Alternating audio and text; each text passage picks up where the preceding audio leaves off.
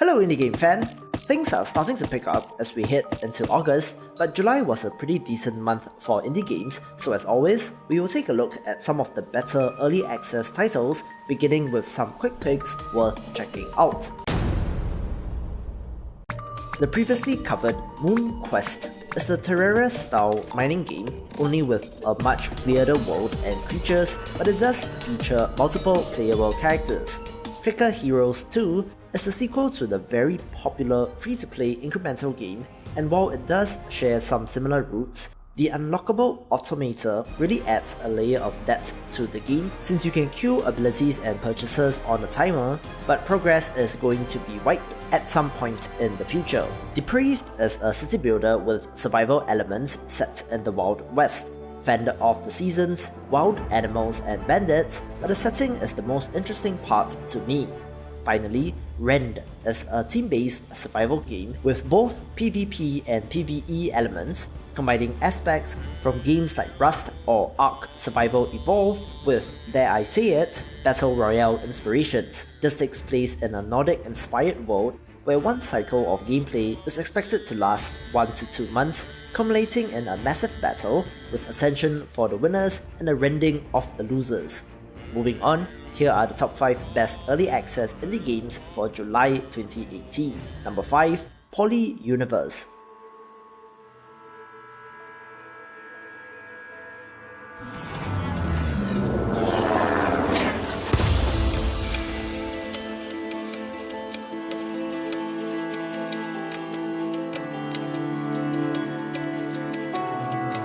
A city builder where the objective is to colonize a universe of planets.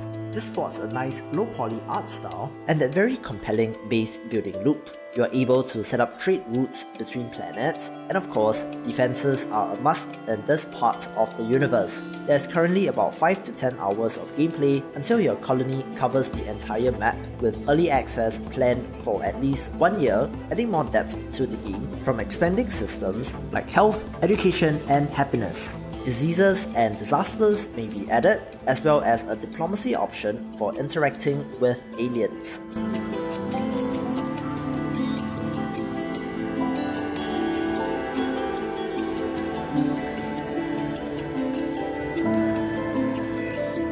Number 4. To Hell with Hell.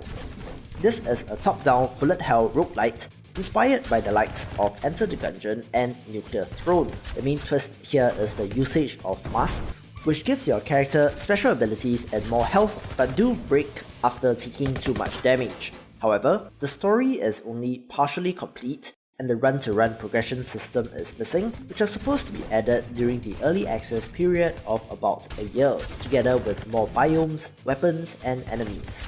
Number 3. Wayward Souls.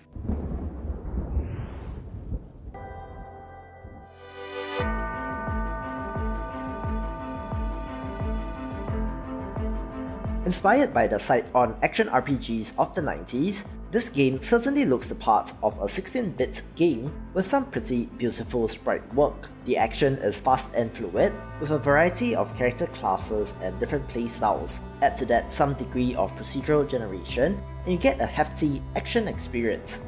6 out of the planned 7 classes are in, with over 100 monsters, 300 hats, and all game modes playable. The remaining 3 to 7 months of early access are to add the final Paladin class, fix bugs, and balance the game, but it is a pretty great experience right now.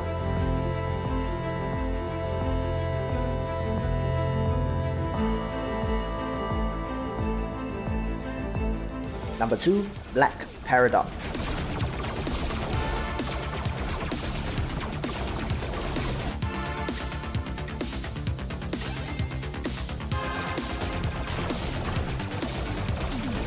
The roguelike shoot-'em-up is a subgenre which combines two things which I love, thus I was very interested in this game.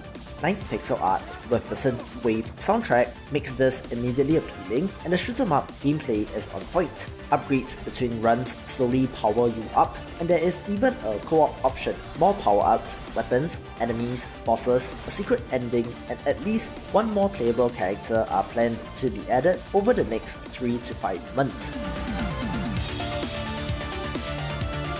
Number 1. Dungeon Deathball.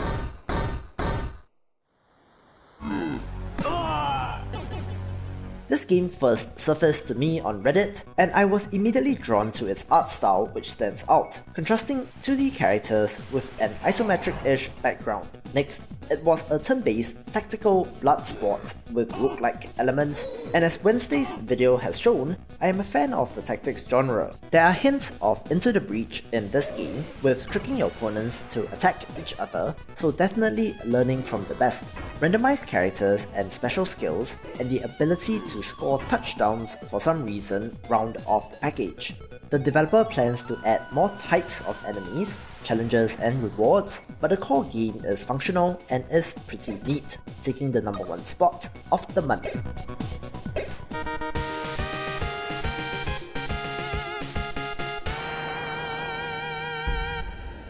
Anyway, thank you for watching. Please subscribe to the channel, follow me on Twitter, follow my Steam creator, and check out the subreddit to keep up with the best indie games, and I will see you in the next video.